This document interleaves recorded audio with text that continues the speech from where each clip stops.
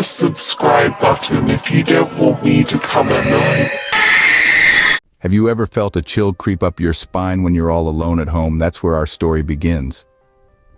Imagine, if you will, an old house perched on the edge of an isolated neighborhood. It's the kind of place that's seen its share of sunsets, weathered its fair share of storms. Its timbers groan with the weight of untold stories, whispered secrets carried on the breeze. It's here, in the embrace of this silent sentinel, our protagonist finds himself home alone. In the heart of the house, a solitary figure enjoys the peace and tranquility. The world outside is a distant memory, lost in the labyrinth of winding corridors and shadowed rooms. The ticking clock is the only sound punctuating the silence, a rhythmic lullaby that calms the senses. It's a perfect moment, frozen in time, where nothing can disturb the tranquility. But then, the tranquility is shattered. The shrill sound of a phone ringing slices through the silence like a blade. It's a sound that's out of place, an anomaly that sends a ripple through the fabric of this peaceful haven. The protagonist, drawn by the unexpected intrusion, answers the call, but on the other end there's nothing. No voice, no sound, just an oppressive silence that seems to echo throughout the house. The protagonist shrugs it off as a wrong number, a simple mistake, but the seed of unease has been planted. The house, once a sanctuary, now feels different. The shadows seem to dance a little more. The creaks and groans of the old house seem to whisper a little louder. The phone rings again, and once again, only silence greets our protagonist. It's a silence that's not empty but filled with a sense of foreboding, a silence that whispers of things yet to come. It's a silence that marks the calm before the storm. But little did I know, this was only the beginning of a long and terrifying night. As the hours passed, the phone kept ringing, each call more unsettling than the last. At first, they were but silent echoes in the stillness of my solitude. These calls, they were like the soft whispers of the wind, barely audible, yet chilling to the bone. I'd pick up the phone, and all I'd hear was a silence that screamed louder than any spoken word, a void that seemed to echo my growing unease. Then, the whispers began. It was as if the silence had found a voice that spoke in hushed tones, barely a breath against the receiver. The words were incoherent, the voice almost ethereal. It was a sound that seemed to crawl under your skin, worming its way into your very soul. But it didn't stop there. The whispers grew louder, more distinct. They turned into words that carried a weight, a threat. They were words that knew me. The caller spoke of things no stranger should know, details of my life, my fears, my secrets, all laid bare in a voice that seemed to revel in my growing terror. It was like a shadowy figure dancing just beyond the reach of vision, taunting, terrifying. Every ring of the phone was like a death knell, each call a step closer to the edge of sanity. The voice, it was becoming clearer now, more human yet less so. It was as if the phantom caller was shedding its spectral skin, becoming something far more sinister. The threats were no longer veiled. They were clear, direct, and horrifyingly personal. Each word was a strike, each sentence a blow to my sanity. I was alone, yet I wasn't. The phantom caller was with me in my home, in my mind, an unwanted guest who seemed to know the layout of my life better than I did. The fear was palpable now. It was as if the caller was watching me, but how? You know how they say the truth is stranger than fiction? Well, they weren't kidding. As the phantom calls continued to echo in my ears, I dialed the police. My heart was pounding like a drum, the voice on the other end of the line providing some semblance of safety amidst the terror. They promised to trace the call, and I was left waiting, every tick of the clock further twisting the knot in my stomach. Then came the revelation that sent chills down my spine. The police officer's voice crackled through the phone. "The call, it's coming from inside your house." A shiver of pure dread ran through me, the words echoing ominously. My home, my sanctuary, was now a haunting ground. With a deep breath, I began to search every corner of my house.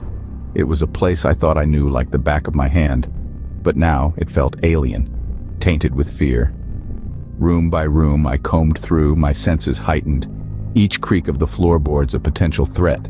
And then, hidden away like a dark secret, I found it. A room I never knew existed. The dim light revealed a chilling sight. Pictures of me, some recent, others from years ago, all arranged meticulously on the walls. Detailed information about my life, my habits, my routines, all meticulously cataloged. It was a shrine to my existence, a testament to an obsession that had been lurking in my own home. The realization hit me like a punch to the gut. This was no random act.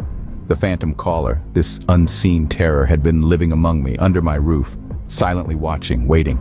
The walls of my home, once a symbol of safety, now bore witness to my horror. The air seemed to thicken around me, the room closing in. The photographs stared back, silent spectators of this twisted reality. I felt the weight of the truth settle in, the pieces of the puzzle falling into place. I was living in a nightmare. The phantom caller was in my house all along. The hunter was about to become the hunted.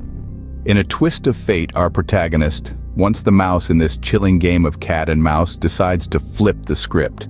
Armed with the eerie knowledge found within the confines of the hidden room, they decide it's time to turn the tables on their phantom caller. A plan takes shape, a trap is conceived, and a bait is chosen. The bait is the very information the mysterious caller seems to take pleasure in knowing. The very same information that was used to instill fear is now fashioned into a weapon of defiance. The protagonist's heartbeat pounds like a war drum in their chest, serving as a constant reminder of the stakes at hand. Each thump is a testament to the fear they've endured and the courage they've summoned. The trap is set, the bait dangled with a promise of surrender. It's a dangerous gamble, a high-stakes game that no one would willingly play. But the protagonist knows it's a game they must play and win. As the seconds tick by, the tension in the air thickens, palpable, like a shroud cloaking the entire house. The silence is a beast in itself, its growl resonating in the stillness, waiting, watching. The protagonist stands like a sentinel, their ears straining for the haunting ring of the telephone, the harbinger of their phantom adversary. The anticipation is a gnawing beast, its claws digging deep into the pit of their stomach. The deafening silence is occasionally punctured by the chilling whispers of the wind, a ghostly chorus that seems to echo the protagonist's own fears. As they wait for the phantom caller to take the bait, the reality of their situation sets in. The fear, the unknown, the danger, it's all too real. They are alone in this fight, their only weapon being their wit and the damning evidence they've uncovered. But they stand resolute, determined to face their tormentor head-on. The trap was set, it was now a waiting game. They say, what doesn't kill you makes you stronger. I was about to find out. In the eerie silence that followed the climactic confrontation, the only sound that echoed was the ticking of the grandfather clock. It was a haunting symphony of time, a grim reminder of the terror that had just unfolded. The phantom caller, that spectral terror of the telephone lines, was now caught, trapped in the spider web of his own malevolence. I stood there, my heart pounding like a war drum against my ribcage.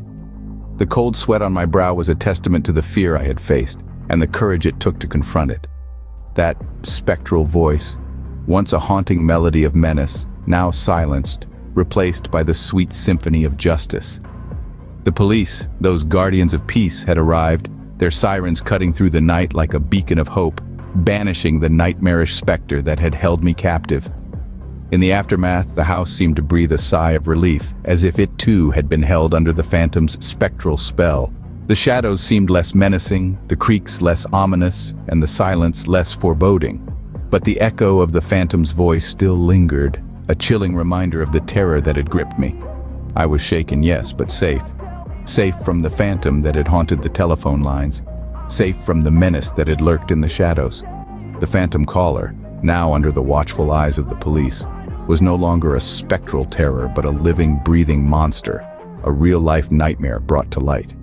That night, I learned that monsters are real, and sometimes they live among us, but also that we have the power to fight them, to overcome our fears. After all, we are the heroes of our own stories.